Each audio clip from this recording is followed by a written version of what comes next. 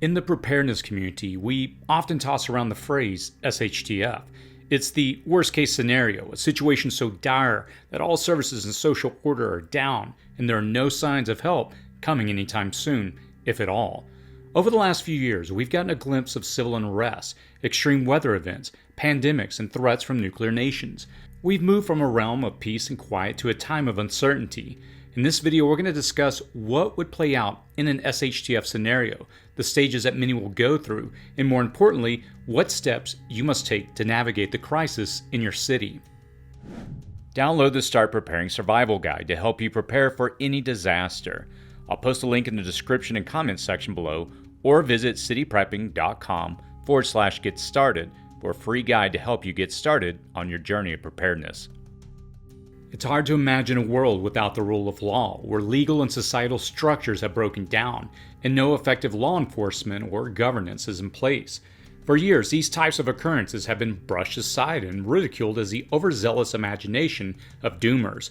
Yet the events of the last few years have woken many up to realize that things can, and they sometimes do, change in a moment. The dark clouds gathering on the horizon give us an idea of what lies ahead.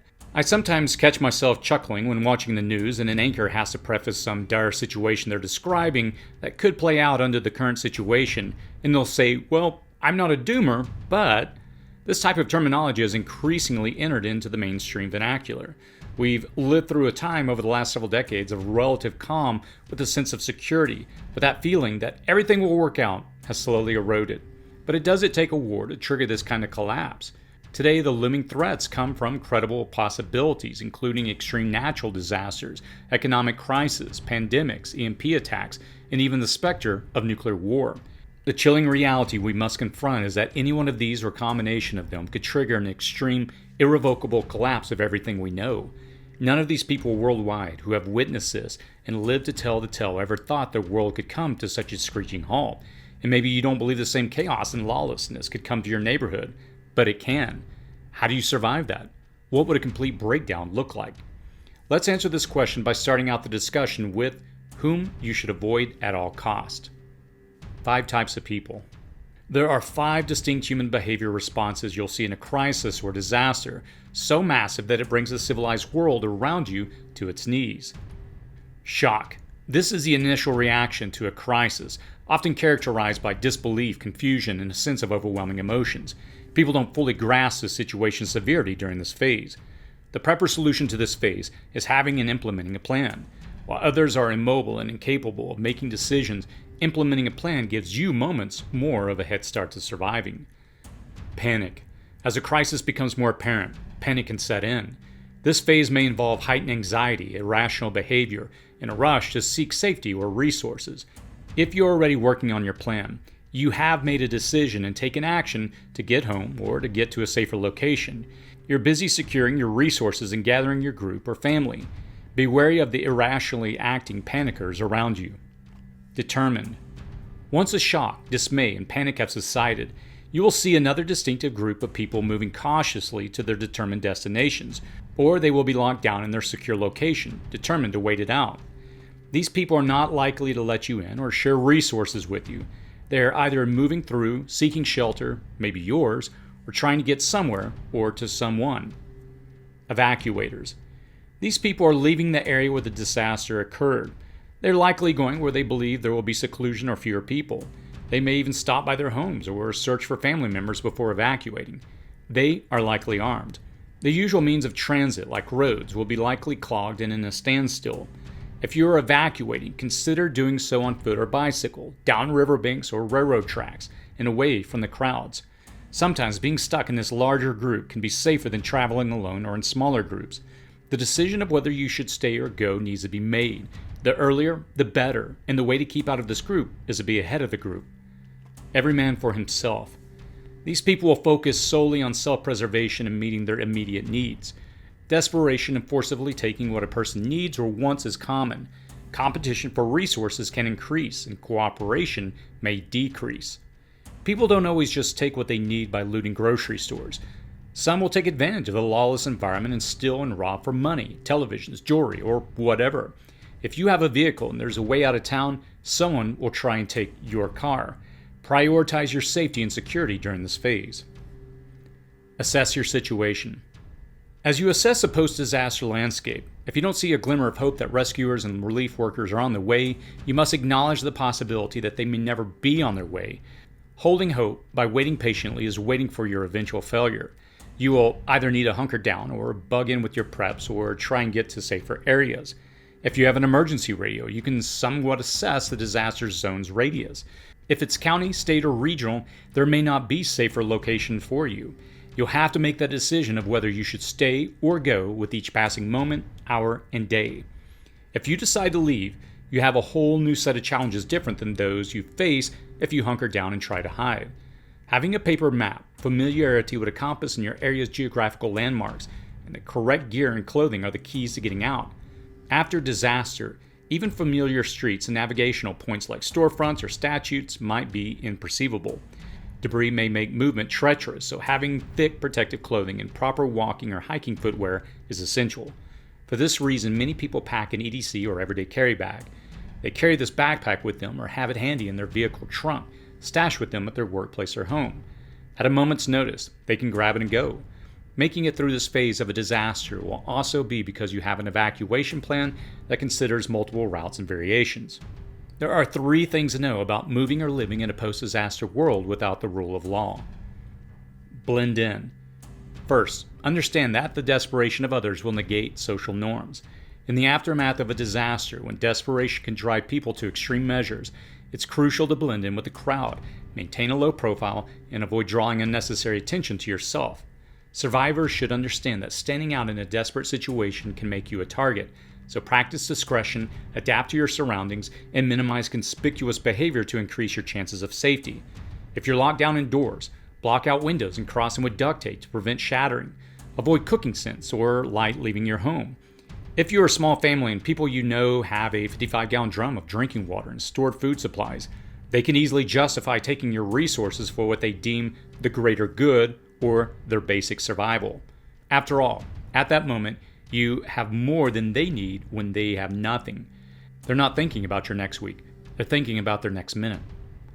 OPSEC. Second, don't stand out or offer information or resources. Operational security, or OPSEC, is paramount in a post-disaster scenario. Controlling the information you share and protecting sensitive details can prevent you from standing out as a potential target for those seeking resources or taking advantage of vulnerabilities. By carefully managing what you reveal about your situation, resources, and plans, you reduce the risk of standing out and becoming a focal point of interest for individuals or groups with harmful intentions. Keep a profile as low as possible when forced to move, and if you're locked down, don't go outside unless necessary. It's far better to have people wonder if some violent person willing to sacrifice everything to protect their home is left behind the blinds of a window than for you to be outside revealing your limited strength. If you have a propane grill, secure it, as it will become a prime target. Take these into consideration as part of your overall OPSEC. Secure your location. Don't neglect your location security. Prioritize it. Enhancing your home security measures is essential during times of crisis. Fortify entry points, maintain a low profile, and discourage unwanted intrusion to reduce the likelihood of your home becoming a target. In a crisis, community cooperation can be a vital aspect of security. Forming alliances with neighbors when possible, sharing limited information, and collectively safeguarding your local area can help create a safer environment and deter potential outside threats. Rebuilding or restoration. The final stage of a disaster of this magnitude is a rebuilding or restoration phase. The unaffected outside world will finally come in and restore peace and infrastructure systems, or survivors will be forced to rebuild from the rubble.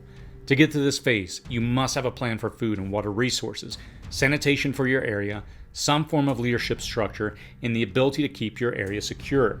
You're not going to get to this recovery phase with one of those vital elements missing.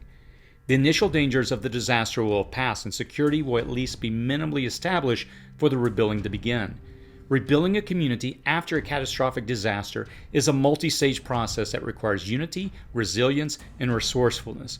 The timeline and specifics of each step may vary depending on the nature and scale of the disaster and the available resources and support. Collaboration and community spirit play a vital role in successfully restoring and rebuilding the community. Reestablishing some form of rule of law, even if that's simply a neighborhood watch and guard, is essential. People will not emerge from hiding or be inclined to pull any resources toward the community unless they feel that the added security offers them a better chance at a future. Movement would still be unsafe without this established or implied rule of law and order. No rebuilding can occur without some level of protected and secure movement. To this end, first, establish a centralized communication system, such as a community radio or message board, to disseminate information and coordinate efforts.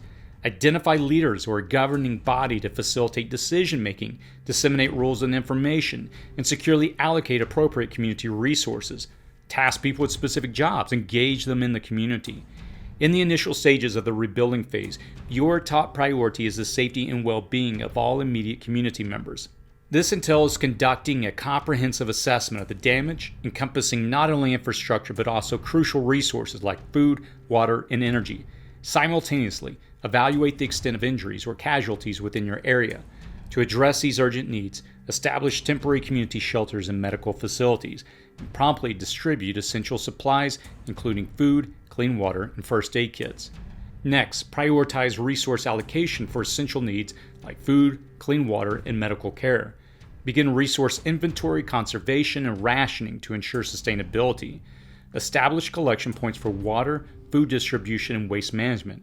Establish community areas for growing food, disposing of waste, obtaining water, or being safe and sheltered. These are the basic needs of any individual, so they are also the basic needs of your community. The next step beyond community survival is more long-term. Restoring some type of infrastructure should be a priority. Focus on immediate infrastructure needs such as clearing roads, restoring power, and securing shelter. Engage community members and volunteers in cleanup and repair efforts. As roads are clear and people return or access your community from the outside, you must establish a community watch or security team to maintain order and prevent looting or violence. Consider forming a temporary justice system or conflict resolution mechanism. Simultaneously, you need to focus on the health and sanitation of your growing community. Continue providing medical care and establish a more organized healthcare system. Address sanitation needs, including waste disposal and clean water access. Reestablish a medical center. Promote hygiene practices to prevent disease outbreaks. Resources are limited, even when pulled and collected from all available resources. Engage community members to grow food locally, such as in an established community garden. Share knowledge about sustainable agriculture and food preservation techniques. Establish a community food storage system. The reality of prepping is that your chances of surviving, if you completely go it alone, lone wolf, as they say, are very narrow in the long days and nights after a disaster. A stronger community will demand you join them, or they'll take what you have for the community's betterment and leave you no choice but to join them on their terms or leave with nothing. These are harsh realities to contemplate, a genuinely nightmarish scenario, but they are not outlandish. We see disasters, conflicts, and polycrisis of this potential magnitude occurring with greater frequency. As preppers, this is why we seek like-minded people's fellowship. It's a reason we prep alone, but we also look for ways to build a community of informational and physical resources. Your ability to survive a prolonged grid-down world without the rule of law will depend heavily on whether you have cultivated a pre-disaster community and network. If everyone in your neighborhood was prepared for a disaster lasting 3 weeks, it's likely a collapse would not last very long at all. The reality is that everyone in your community is not that prepared, and they never will be. The prepping you need to do now is to build that network of like-minded, prepared individuals who can come together after a massive grid-down disaster. If you survive the initial disaster, which brings your infrastructure, food supply, and grid down indefinitely, you have to also navigate the post-disaster in the hopes that you can get to a rebuilding phase. The key to getting through that decision of whether you can stay or go comes down to your preparedness, planning, and ability to act. You should watch our video on bugging out. Additionally, we have a video on bugging in, both of which go into practical information to help you form a plan. Combined, just these two videos will provide you with a framework, an inventory of items, and vital skills that you need to survive to a rebuilding phase. Hopefully, a disaster of this magnitude will never befall you, and you might be thinking it never will, but so did a lot of other people before you. The smart step is to get prepared now for an unpredictable future, even the nightmarish ones. As always, stay safe out there.